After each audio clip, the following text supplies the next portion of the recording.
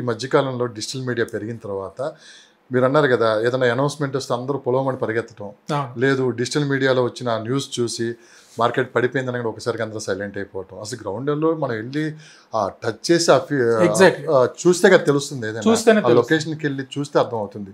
ఇంట్లో మొబైల్లో పెట్టి చూస్తున్నాము, ఒకళ్ళేమో మార్కెట్ పడిపోయింది అంటున్నారు, ఒకళ్ళేమో మార్కెట్ అద్భుతంగా ఉంది అంటున్నారు. ఏది నిజమో ఏది అబద్ధం అనేది సగం మంది ఇక్కడే స్టక్ అయిపోతారు. నేను మన వాళ్ళు ఏం చేస్తున్నారంటే సార్, ఇన్వెస్టర్స్ ఒక డిజిటల్ మార్కెటింగ్లో ఒక యాడ్ చూస్తారు. ఆయన వేసిన యాడ్ ఎక్కడ వేస్తాడంటే, ఫర్ సపోజ్ యాడో విజయవాడ హైవేలో వేసుకుంటాడు, లేదా ముంబై హైవేలో వేస్తాడు, ఆ వెంచర్కి వేస్తాడు. ఇప్పుడు ఆయన ప్యూర్ ఆయన చేసే వెంచర్ ఎక్కడ ఉందంటే సపోజ్ విజయవాడ హైవేలోనే ఉంది. ఆయనని శ్రీశైలం హైవే గురించి అడిగామనుకోండి, నెగిటివ్నే మాట్లాడతాడు. బెంగళూరు హైవేని అడిగామనుకోండి, నెగిటివ్నే చెప్తాడు. ఆయన ప్లేస్ ఆయన చూసుకోవాలి. సో వాళ్ళని కాకోకుండా గ్రౌండ్ లెవెల్లో రియాలిటీలోకి ముందుకెళ్ళాలి.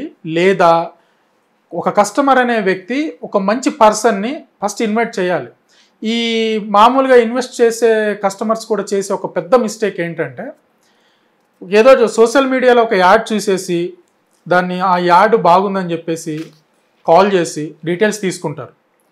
సో డీటెయిల్స్ తీసుకున్న తర్వాత ఆ డీటెయిల్స్ చదువుకొని ఆ డీటెయిల్స్ మీద ఒక అగ్రికి రావడానికి దగ్గర 1 month టైం తీసుకుంటారు. ఈ లోపు ఈ 1 monthలో పుణ్యకాలం కాస్త పుణ్యకాలం అయిపోతుంది. ఈ 1 monthలో మీరు డెసిజన్ తీసుకునే లోపు గజానికి 1000 పెరగచ్చు, 500 పెరగచ్చు. లేదు మీరు ఆ రోజు ఇది రేట్ అన్నారు కదా, మళ్ళీ ఇప్పుడేంది ఈ రేట్ చెప్తున్నారు అంటారు. సో మీ చేతిలో ఏముండదు, మార్కెట్ ఫ్లక్చువేషన్స్ వేరే ఉంటుంది. సో అలా కాకుండా వెంటనే మనకంటూ ఒక పాయింట్ ఉండాలి సార్. ఫస్ట్ ఆఫ్ ఆల్ ఒక ఇన్వెస్టర్కి నేను ఎక్కడ ఇన్వెస్ట్మెంట్ పెట్టాలి, ఏ సైడ్ ఇన్వెస్ట్మెంట్ పెట్టాలి, ఎందుకు పెట్టాలి అనేది ఫస్ట్ ఒక క్లారిటీ ఉండాలి. లేదు మనకు ఆ క్లారిటీ లేకపోతే మాలాంటి వ్యక్తుల్ని ఫస్ట్ ఇన్వైట్ చేయాలి. ఎప్పుడైనా సార్ రియల్ ఎస్టేట్లో కస్టమరు ఓన్గా వెళ్ళి ఎప్పుడైతే ప్రాజెక్టులు తిరగడం చూస్తాడో ఫెయిల్ అయిపోయినట్టే. ఎందుకు అనంటే మనకు ఆ టైం దొరుకుతుంది, 10 వెంచర్లు తిరగడానికి టైం దొరుకుతుంది. 10 వెంచర్ల దగ్గరికి వెళ్ళినప్పుడు ఫస్ట్ వ్యక్తి దగ్గర ఫుల్ ఫ్లెడ్జ్ నాలెడ్జ్ ఉంటుంది, మంచి నాలెడ్జ్ ఇస్తాడు. సెకండ్ వ్యక్తి దగ్గర అంతంత మాత్రమే ఉంటుంది, ఆయన ఇచ్చే నాలెడ్జ్ వేరు ఉంటుంది. థర్డ్ వ్యక్తి దగ్గర నిజాయితీ ఉంటుంది, నాలెడ్జ్ ఉండదు.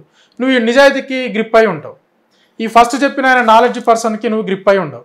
అప్పుడు మీరేం చేస్తారు, కస్టమర్ ఏం చేస్తారంటే ఈ ముగ్గురిని క్యాల్కులేట్ చేసేట్ల పనిలో ఉంటాడు. ఫస్ట్ మార్కెట్ ఎడిపోతుందో చూడండి. ఇంకా సో పలానా ఎక్స్ అనే పర్సన్ అది చెప్పాడు కదా, వై అనే పర్సన్ ఇది చెప్పాడు కదా, జెడ్ అనే పర్సన్ ఇది చెప్పాడు కదా అన్న థాట్లోనే ఉండిపోయి ఎక్కడ ఇన్వెస్ట్మెంట్ చేయాలో తెలియక రాంగ్ ఇన్వెస్ట్మెంట్లోకి వెళ్ళిపోద్ది. అంటే మార్కెట్లో ప్యాంపర్ చేసే వ్యక్తులు ఎక్కువ, సో రాంగ్ ఇన్వెస్ట్మెంట్ అవుతుంది. నేను చెప్పేది ఏంటంటే, మనం ఫస్ట్ ఇన్వెస్ట్మెంట్ పెట్టాలి. I have a solid amount, 20 lakhs 50 lakhs some of budget ఉంది మన దగ్గర. ఈ బడ్జెట్ని నేను శ్రీశైలం హైవేలో ఇన్వెస్ట్మెంట్ చేయాలనుకుంటున్నా, లేదు బెంగళూరు హైవేలో ఇన్వెస్ట్మెంట్ చేయాలనుకుంటున్నా, లేదు ముంబై హైవేలో ఇన్వెస్ట్మెంట్ చేయాలనుకుంటున్నా. అనుకున్నప్పుడు ఏం చేయాలి అని అంటే, నీకంటూ ఒక ట్రస్ట్ పర్సన్ ఉంటాడు. నువ్వు ఇన్ని రోజుల నుంచి చూస్తున్నావు చేయబట్టి పిలువుతానే, ఇంటికి పిలవాలి, డెమోకి పిలవాలి. పిలిస్తే ఆయన నువ్వు శ్రీశైలం హైవేలో అసలు నువ్వు ఎక్కడ ఇన్వెస్ట్మెంట్ పెట్టాలనుకుంటున్నావు, ఎందుకు ఇన్వెస్ట్మెంట్ పెట్టాలనుకుంటున్నావు, నీ ప్లాన్ ఏంటి క్లియర్గా తెలుసుకుంటాడు. సపోజ్ మేమే ఉన్నాం సార్, నేను ఎక్కడ పోయినా కానీ ఫస్ట్ ఆఫ్ ఆల్ వాళ్ళ బ్యాక్గ్రౌండ్ అనేది తెలుసుకుంటా.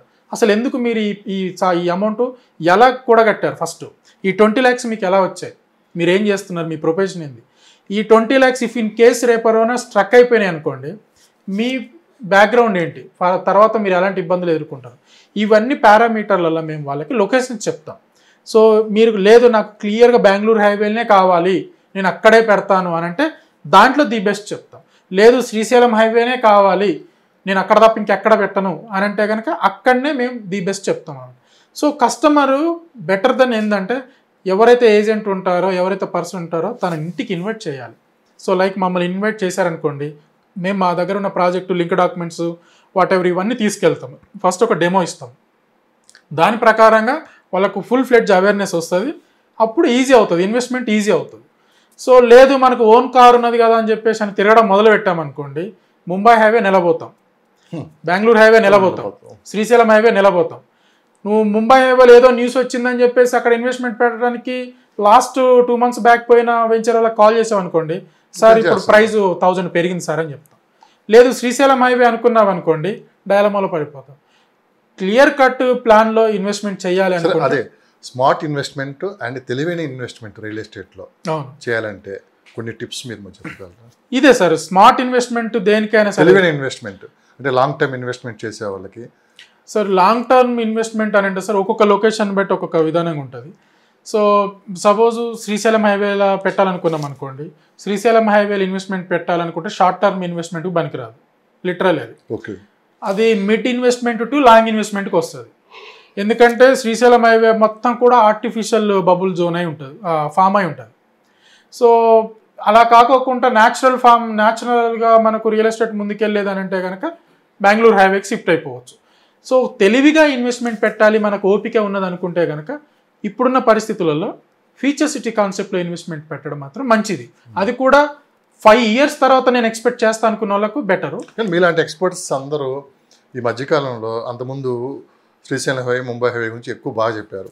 చాలా పొలమని అందరూ వెళ్ళి అక్కడ ఇన్వెస్ట్ చేశారు. ఇప్పుడు ఆ 2 విషయాలు ఎక్కడ మాట్లాడలేదు. ఎవరు చూసినా కానీ ఫ్యూచర్ సిటీ, శ్రీశైలం హైవే అంటున్నారు మళ్ళీ. సో అంటే మీరే ఒక కన్ఫ్యూజన్లోకి తీసుకొని వెళ్తున్నట్టు కూడా ఇక్కడ కనిపిస్తుంది నాకు. అంటే ఇక్కడ కన్ఫ్యూజన్ ఏం లేదు సార్. సింపుల్గా మనం ఇప్పుడు మా సైడ్ నుంచి మేము క్లియర్గా చెప్పేది ఏంటంటే, శ్రీశైలం హైవే ఇన్వెస్ట్మెంట్ అనేది మాత్రం నా సైడ్ నుంచి నేను క్లియర్గా చెప్పేది, శ్రీశైలం హైవేలో 2 investment sir. Highway based investment, future city concept investment. Future city concept investment అంటే కనుక minimum 6 to 7 years above. Highway based concept అనుకుంటే మాత్రం ఒక 5 years, నాట్ బ్యాడ్. కానీ ఈ ఫ్యూచర్ సిటీ కాన్సెప్ట్ వైజ్గా పెట్టే దగ్గర ఏమవుతుందంటే ఎవ్రీ ఇయర్ ఒక 1,000-1,500 పెరిగే అవకాశం ఉంటుంది. ఎందుకంటే గవర్నమెంట్ ఏదో ఒక యాక్టివిటీ చేస్తుంటుంది ఈ శ్రీశైలం హైవేలో. లేదు ఇవన్నీ ఎందుకు అనుకుంటే ఆర్గానిక్గా ముందుకెళ్ళేదంటే ఈ న్యూస్ తోటి, గవర్నమెంట్ తోటి ఎవరితో సంబంధం లేని హైవే అంటే the best Bengaluru highway. So Bengaluru highway up to Jadcherla వరకు కంపెనీస్ ఉన్నాయి, ఎంప్లాయ్మెంట్ ఉంది. సో అన్ని రకాలకు కూడా ఇన్వెస్ట్మెంట్కు బెస్ట్. మనం ఒక ప్రాజెక్ట్ కొనుక్కున్నామా, దాంట్లో ప్లాట్ కొన్నామా, రిజిస్ట్రేషన్ చేసుకున్నామా, డాక్యుమెంట్ తీసి ఇంట్లో పెట్టేసుకున్నామా, మన పనిలో మనం బిజీగా ఉన్నామా అన్నట్టుగా అనుకుంటే బెంగళూరు హైవే. సో నిత్యం ఒక న్యూస్ చూస్తూ మనం ఆనందపడాలా, బాధపడాలనుకుంటే శ్రీశైలం హైవే. సో ఇది క్లియర్గా ఏంటంటే మనం ఇన్వెస్టర్కి ఒక నాలెడ్జ్ ఇవ్వడానికి కోసం మాత్రమే మనం ఏదైనా చెప్పగలుగుతాం. గవర్నమెంట్ ఏం డెసిషన్స్ తీసుకోబోతుంది అనేది మనం ముందు చెప్పగలుగుతాం. కానీ ఒక ఇన్వెస్ట్మెంట్ చేసేటప్పుడు కూడా క్లియర్ కట్గా సొంత నిర్ణయంతో ముందుకెళ్ళకోకుండా ఒక ఎక్స్పర్ట్స్ తోటి కూర్చోపెట్టుకొని వాళ్ళ బాధలేంది, వాళ్ళ కష్టాలేంది, ఎందుకు పెట్టాలనుకుంటున్నారు, నువ్వు చెప్పే ప్లేస్లో నేను ఎందుకు పెట్టాలని రిటర్న్ క్వశ్చన్స్ కూడా వేస్తే ఆ రోజు ఇన్వెస్ట్మెంట్ అనేది బెస్ట్ ఇన్వెస్ట్మెంట్ అవుతుంది. సో మా ద్వారా ఏమైనా ప్రాపర్టీస్లో ఇన్వెస్ట్మెంట్ చేయాలి, ప్లాట్స్ తీసుకోవాలనుకుంటే మా కాంటాక్ట్ అవ్వచ్చు. నా నెంబర్ 9390487807 సార్.